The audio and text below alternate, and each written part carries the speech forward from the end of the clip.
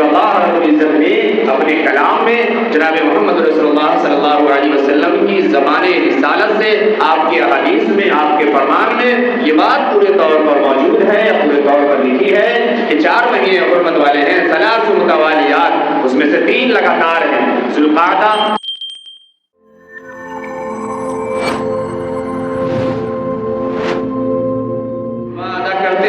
اور عید الاضحیٰ کی نماز پڑھتے ہیں جو یوم النحر ہوتا ہے. اور یہ جو مہینہ ہے، یہ جو دن ہے، یہ ایام حج کہلاتے ہیں. یہ حج کے دن ہیں، حج کے قافلے، عازمین حج کی روانگی کا سلسلہ شروع ہے.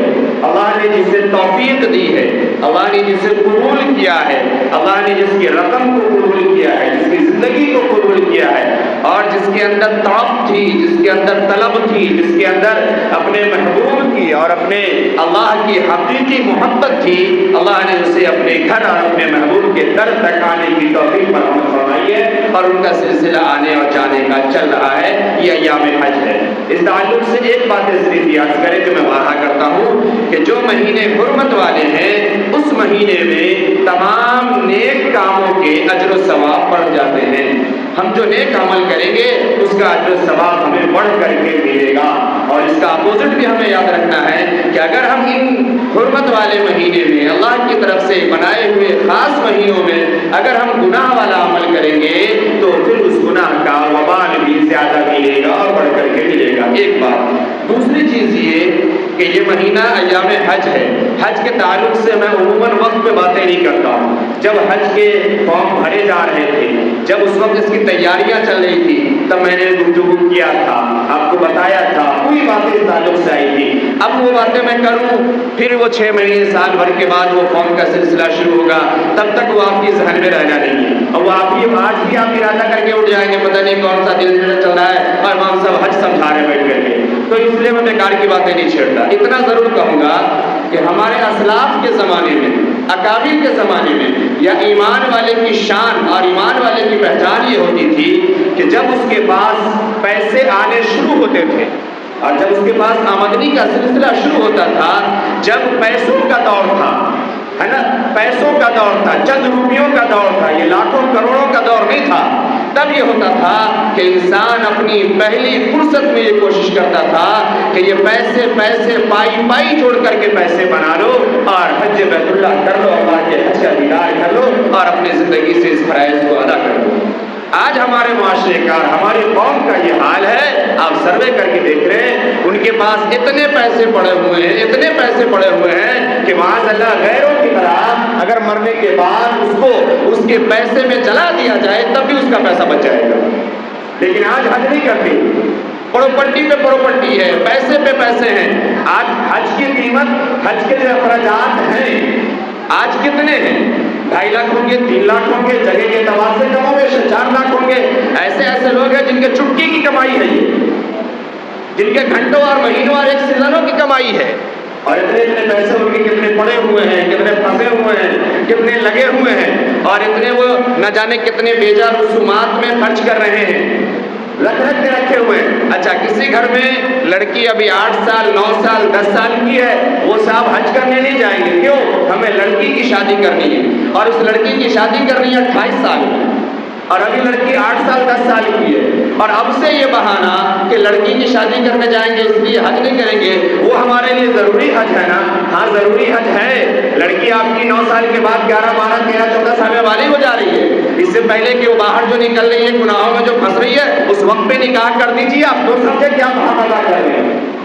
آپ 8 سال سے بہانہ اور ہلا لیے بیٹھے ہیں. بیٹی کا نکاح کرانا ہے اور بیٹی کو 22 سال 25 سال 28 سال تک لیے جا رہے ہیں. گناہوں کا پورا سلسلہ چلتا جا رہا ہے. یہ ایک طرف تو حج کی ادائیگی کی تاخیر اور حج کی ادائیگی، بلکہ میں یہ معاف کروں، کسی کے دل کے بھید کو نہیں جانتا میں، لیکن ابھی ہم جس معاشرے میں جیتے ہیں اور جیسے گندے دور میں اور جیسے پرفتن ماحول میں جی رہے ہیں، شاید ہم سروے کر کے دیکھیں تو ہم میں 100 لوگ اگر بیٹھے ہیں تو شاید ہی 5 لوگ ایسے بیٹھے ہوں گے جن کے دل میں یہ تمنا ہوگی اور یہ طلب ہوگی کہ اللہ ہمیں حج کرنے کی وسعت عطا فرما دے اور حج کرنے کی توفیق دے دے. ورنہ 95 ایسے ہیں جن کے پاس وسعت موجود ہے لیکن کبھی وہ ارادہ ہی نہیں کرتے، کبھی تمنا ہی نہیں کرتے، کبھی کوششیں نہیں کرتے. صرف 2 بات یاد رکھیے گا. یہ یاد رکھیے کہ یہ جو دولت ہے، یہ جو شہرت ہے، یہ جو پیسے ہیں یہ فانی ہیں. میں نے اس پہ گزشتہ ہفتے میں خوب باتیں کی ہے.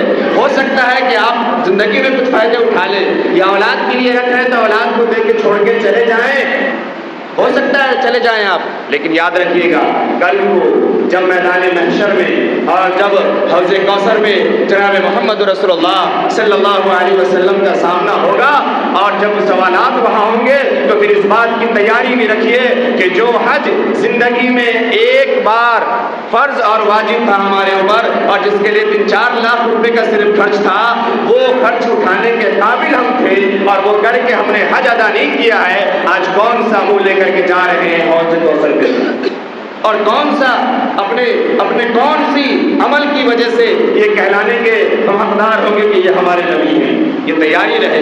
اور دوسری وہ وعید سن لیجئے تو جناب محمد رسول اللہ صلی اللہ علیہ وسلم نے بیان فرمائی ہے، بڑی سخت وعید ہے. آپ صلی اللہ علیہ وسلم نے فرمایا کہ جو حج بیت اللہ کر سکتا ہو، حج ادا کر سکتا ہو، اس کے پاس وسعت موجود ہو اور اس کے باوجود وہ ٹال مٹول کرے، ہیلا بہانہ کرے یا حج میں تاخیر کرے یا حج نہ کرے، تو مجھے ایسے شخص سے کوئی مطلب نہیں ہے کہ وہ شخص یہودی ہو کے مرے یا نصارہ ہو کے مرے. آپ نے سمجھا اس وعید کو؟ اس وعید کا معنی یہ ہے کہ مجھے اس سے کوئی فرق نہیں پڑتا کہ وہ مومن مرے کہ کافر مرے. یہ اتنی سخت وعید ہے. تو ہمیں کوشش کرنی چاہیے کہ یہ جو رقم دنیا کے کاموں میں ہمیں فرق نہیں پڑتا، سیکنڈوں منٹوں میں ہم اکھاڑ کے لے آتے ہیں، نکال کے لے آتے ہیں اور انتظام کر لیتے ہیں اور اتنے بڑے فریضے سے ہم سب محروم ہیں. اس بات کی کوشش کریں، ارادہ کریں، اللہ سے مانگے. اس میں آپ کو بے شمار واقعات سنا سکتا ہوں جو اکابروں کے اور اسلاف کے اور صحابہ کے واقعات موجود ہیں، لیکن میں نے کہا نا کہ حج پہ باتیں کرنا اس موقع پہ فضول کی باتیں ہیں. اس لیے آپ کم سے کم ایک یہ کہ ایام حج ہے اور حرمت والے مہینے ہیں، اس میں آپ کم سے کم یہ ارادہ کر لیں کہ اے اللہ ہم یہ کوشش کریں گے اور ہمیں یہ توفیق دے دے، اے اللہ ہمیں یہ طلب دے دے اور ہمیں یہ وسعت عطا فرما دے کہ اے اللہ ہم آنے والے ہی سال کے حج میں شامل ہو جائیں. اللہ ہمیں قبول فرما لے. ہمیں یہ نیت کرنی چاہیے اور یہ ارادہ کرنا چاہیے. میں نے کہا اگر یہ نیت اور یہ ارادہ بھی نہیں ہے نا دل میں تو پھر اپنے ایمان کو دیکھنے کی ضرورت ہے، ایمان کو سمجھنے کی ضرورت ہے. قرآن یہ کہہ رہا ہے کہ دنیا کے اندر جتنی چیزیں ہیں ان تمام سے سب سے زیادہ اگر تمہیں اللہ احب للہ و رسولی، اگر اس سے زیادہ تمہیں محبت نہیں ہے، قرآن نے سمجھایا تمہارے مکانات جو بڑے عالی شان تم بنائے ہو اس سے زیادہ، تمہارے وہ کاروبار تخشون کسادہا، وہ کاروبار جس کے پیچھے تم نے خون پسینے لگا کر کے کاروبار کھڑا کیے ہو اور اس کے بارے میں تم ڈرتے ہو کہ کہیں گھاٹا نہ ہو جائے، کہیں نقصان نہ ہو جائے. اس کے علاوہ تمہارے آل اور اولاد اور تمہاری تمام چیزیں، ان سب سے زیادہ حب للہ و رسولی، اگر تمہیں اللہ اور اس کے رسول سے محبت نہیں ہے تو پھر تمہارے اندر ایمان نہیں.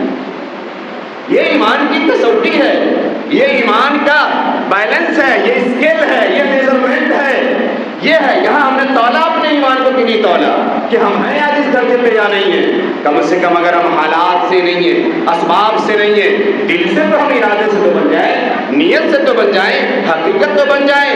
آج اللہ نے تمام چیزوں سے ہمیں نواز دیا ہے، لیکن اگر آج ہم کہیں کسی چیز سے محروم ہیں تو صرف اللہ کی توفیق سے محروم ہیں، اللہ کے ڈر سے محروم ہیں، اللہ کے خوف سے اور خوف سے محروم ہیں اور اللہ کے در و دیوار سے اور اللہ کے حرم پاک سے ہم محروم ہیں. ہمیں اس بات کی کوشش کرنی چاہیے. تو یہ ہم ارادہ کریں اور نیت کریں، ہم سب کوشش کریں گے انشاءاللہ اور اللہ ہمیں جتنی جلدی وہ عطا فرما دے گا ہم اس فرائض کو بھی ادا کریں گے. میرے محترم بزرگوں اور دوستوں، آج ہمارا حال یہ ہے